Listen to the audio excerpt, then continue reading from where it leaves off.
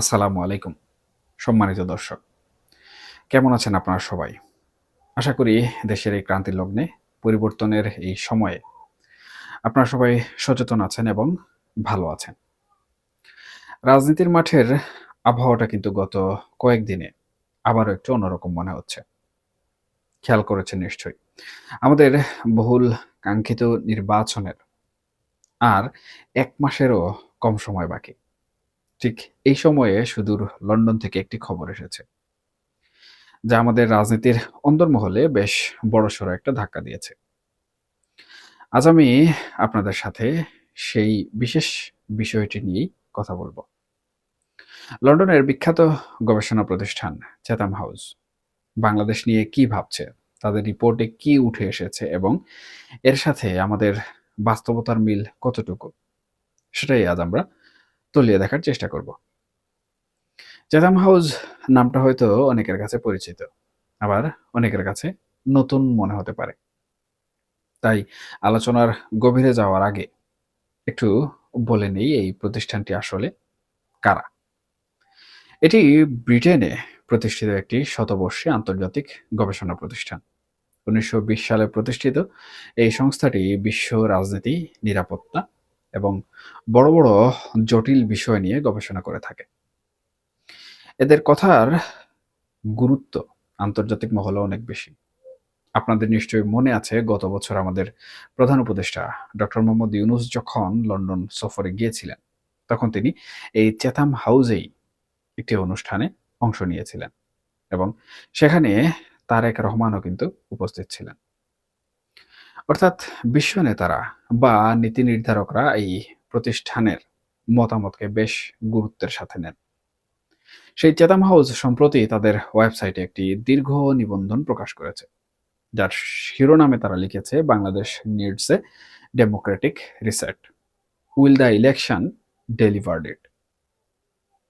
অর্থাৎ বাংলাদেশের একটি গণতান্ত্রিক পুনর্গঠন দরকার, কিন্তু আসন্ন নির্বাচন কি সেটা দিতে পারবে?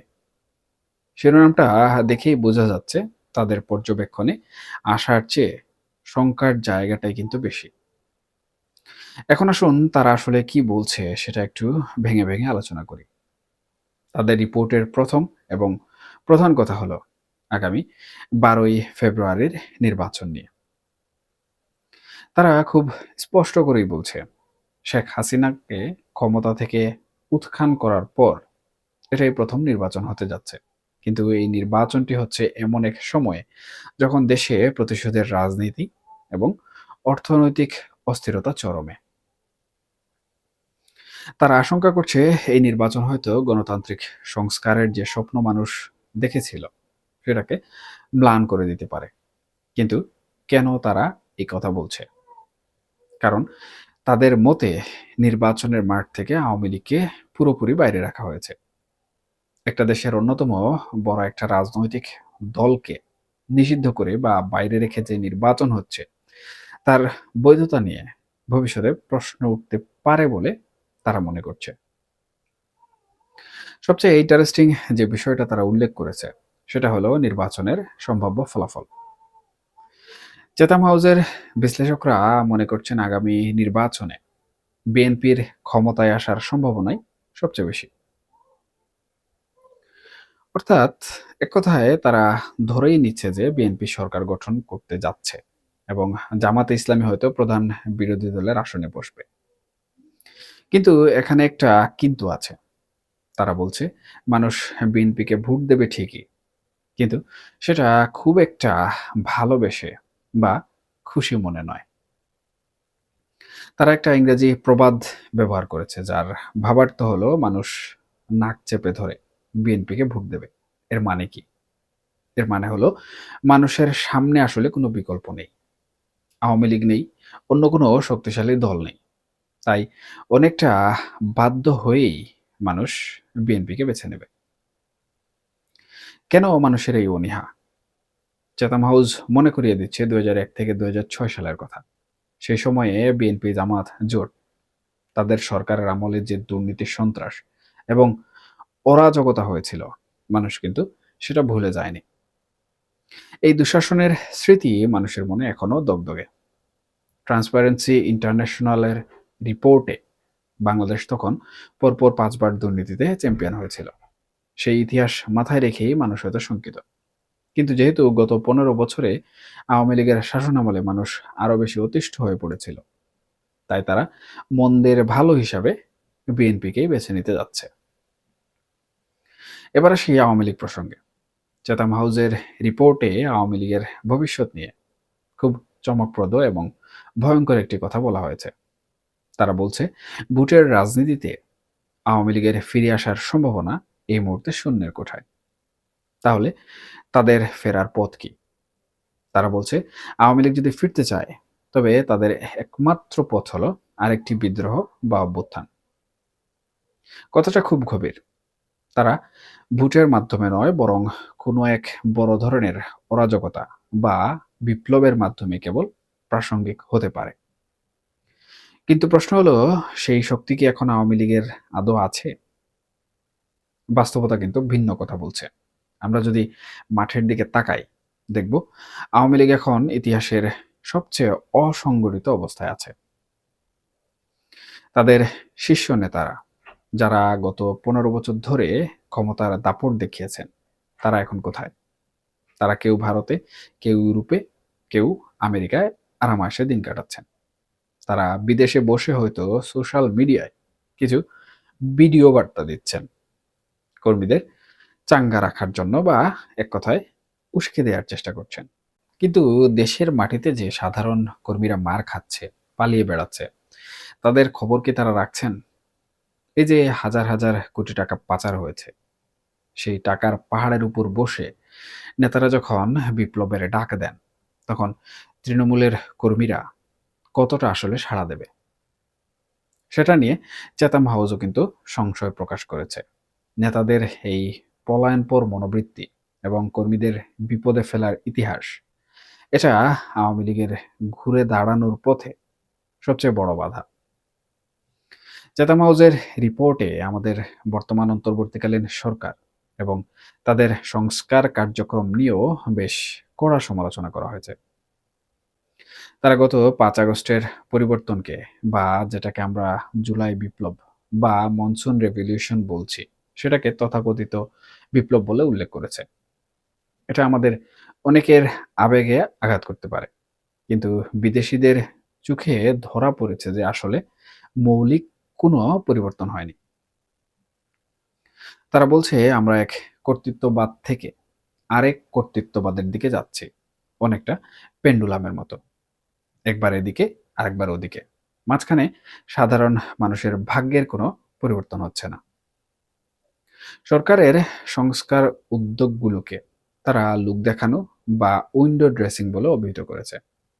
ডক্টর ইউনূসের সরকারের শুরুতে অনেক বড় বড় প্রতিশ্রুতি ছিল, অনেক ইতিবাচক উদ্দেশ্য ছিল, কিন্তু সময়ের সাথে সাথে বাস্তবতার সাথে তার দূরত্ব তৈরি হয়েছে।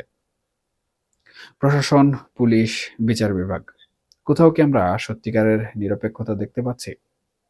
চেতাম হাউস বলছে, আগে এই প্রতিষ্ঠানগুলো ছিল শেখ হাসিনার হাতের পুতুল, আর এখন হয়তো অন্য কারো নিয়ন্ত্রণে যাচ্ছে, কিন্তু প্রতিষ্ঠানগুলো স্বাধীন হচ্ছে না। জবাবদিহিতার জায়গাটা এখনো শূন্য। আরেকটা উদ্বেগের বিষয় তারা তুলে ধরেছে, যা আমাদের তরুণ প্রজন্মের জন্য ভাবনার বিষয়। আন্দোলনের ভেতর থেকে উঠে আসা নতুন রাজনৈতিক শক্তি, যাদেরকে আমরা এনসিপি বা কিংস পার্টি বলছি, তাদের ভূমিকা নিয়ে চেতাম হাউস নেতিবাচক মন্তব্য করেছে। তারা বলছে, এই ছাত্রনেতাদের মূল লক্ষ্য হয়ে দাঁড়িয়েছে ক্ষমতা। তারা ক্ষমতার স্বাদ পেতে এতটাই মরিয়া হয়ে উঠেছে যে সাধারণ মানুষ তাদের উপর ভরসা হারাচ্ছে। ছাত্ররা যখন রাজনীতিতে আসে, তখন তাদের কাছে মানুষের প্রত্যাশা থাকে ত্যাগের, কিন্তু তারা যদি শুরুতেই ক্ষমতার ভাগ বাটোয়ারা নিয়ে ব্যস্ত হয়ে পড়ে, তখন হতাশা তৈরি হওয়াটাই এখানে স্বাভাবিক। অর্থনৈতিক দিক দিয়েও বাংলাদেশ একটা বিপজ্জনক অবস্থানে আছে বলে তারা সতর্ক করেছে। আমাদের প্রাকৃতিক সম্পদ কম, আমরা আমদানি নির্ভর দেশ। এর মধ্যে আমাদের ভূ রাজনৈতিক অবস্থানও নড়বড়ে হয়ে যাচ্ছে। এখানে চেতাম হাউস বলছে বাংলাদেশ বর্তমানে চীন, পাকিস্তান এবং তুরস্কের অক্ষের দিকে ঝুঁকে পড়ছে। ভারত এবং পশ্চিমাদের থেকে দূরে সরে গিয়ে এই নতুন জোটের দিকে যাওয়াটা বাংলাদেশের অর্থনীতির জন্য বড় ঝুঁকি তৈরি করতে পারে। কারণ আমাদের রপ্তানি বাণিজ্যের বড় বাজার এখনো আমেরিকা এবং ইউরোপ। তাদের বিরাগ ভাজন হয়ে আমরা কতটুকু এগুতে পারবো সেটা কিন্তু ভাবার বিষয়। এখন প্রশ্ন হলো এই রিপোর্টের সারমর্ম কি? তারা আসলে কি ইঙ্গিত দিচ্ছে? তারা বলতে চাইছে 12ই ফেব্রুয়ারির নির্বাচন হয়তো হবে। হয়তো বিএনপি ক্ষমতায় আসবে। কিন্তু তাতে বাংলাদেশের মৌলিক সমস্যাগুলোর কোনো সমাধান হবে না। সেই প্রতিহিংসার রাজনীতি, সেই দুর্নীতি, সেই দখলদারিত্ব এগুলো চলতেই থাকবে। অর্থাৎ ডেমোক্রেটিক রিসেট বা গণতান্ত্রিক যে নবজাগরণের কথা আমরা ভাবছিলাম সেটা সহসাই হচ্ছে না। এখন আপনাদের মনে প্রশ্ন জাগতে পারে, তাহলে আমাদের করণীয় কি? বা সাধারণ মানুষ হিসাবে আমরা কি আশা করতে পারি? দেখুন, বিদেশিরা তাদের গবেষণা করবে, রিপোর্ট দেবে। এটাই হচ্ছে তাদের কাজ। তাদের সব কথাই যে বেদবাক্য তা নয়। কিন্তু তারা দূর থেকে যে চিত্রটা দেখছে সেটাকে একেবারে উড়িয়ে দেওয়ারও সুযোগ নেই। আমরা যারা দেশে আছি, আমরাও কি একই জিনিস অনুভব করছি না? আজকে নির্বাচনের ১ মাস আগে আমরা কি দেখছি? পোস্টাল ব্যালট নিয়ে কারচুপি অভিযোগ উঠছে। জেলা প্রশাসকদের কাছে আগেভাগেই ব্যালট পেপার চলে যাচ্ছে। প্রশাসন এখনো দলীয়করণ মুক্ত হতে পারেনি। তারেক রহমান যমুনায় বৈঠক করছেন, দাবি দাওয়া পেশ করছেন। এসবই তো প্রমাণ করে যে একটা অবিশ্বাস এবং আস্থার সংকট এখনো কিন্তু রয়ে গেছে। চেতাম হাউস যে বলল আওয়ামী লীগ ফিরতে পারে কেবল বিদ্রোহের মাধ্যমে, এটা কিন্তু একটা বড় ওয়ার্নিং। এর মানে হলো দেশে যদি রাজনৈতিক শূন্যতা তৈরি হয়, যদি বিএনপি সরকার ব্যর্থ হয় বা নিজেদের মধ্যে কোন্দলে জড়িয়ে পড়ে, তবে সেই সুযোগে পরাজিত শক্তি মাথাচাড়া দিয়ে উঠতে পারে। আর সেই মাথাচাড়া দেয়াটা গণতান্ত্রিক পথে হবে না, সেটা হবে সংঘাতের পথে। আর সংঘাত মানেই সাধারণ মানুষের জানমালের ব্যাপক ক্ষতি। আমরা ইতিমধ্যে দেখেছি শেখ হাসিনা পালিয়ে যাওয়ার পর গণভবনের কি অবস্থা হয়েছিল। মানুষ খুবই ফেটে পড়েছিল। চেতাম হাউস বলছে বাংলাদেশে জাতীয় ঐক্যের অভাব প্রকট। আমরা কখনো এক হতে পারি না। ৭১-এ একবার হয়েছিলাম, এরপর আর না।